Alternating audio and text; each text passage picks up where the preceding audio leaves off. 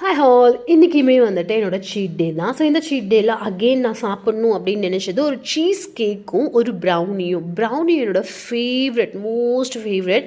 அதனால் 2 ப்ரௌனி வாங்கியாச்சு, எனக்கு ஒன்று, ஸ்ரீ சாய்க்கு.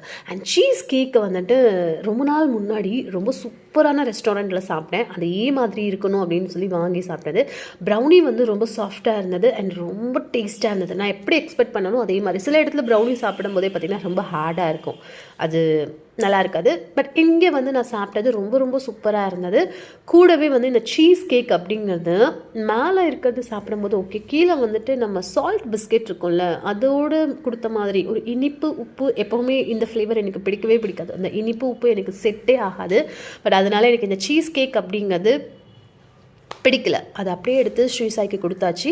ஆனால் ப்ரௌனியை வந்து நான் டேஸ்ட் பண்ணி சாப்பிட்டது இருக்கே, இப்போவும் நினச்சேன் அப்படின்னாலும் இன்னொரு 2 ப்ரௌனி கிடச்சா நல்லா இருக்குமே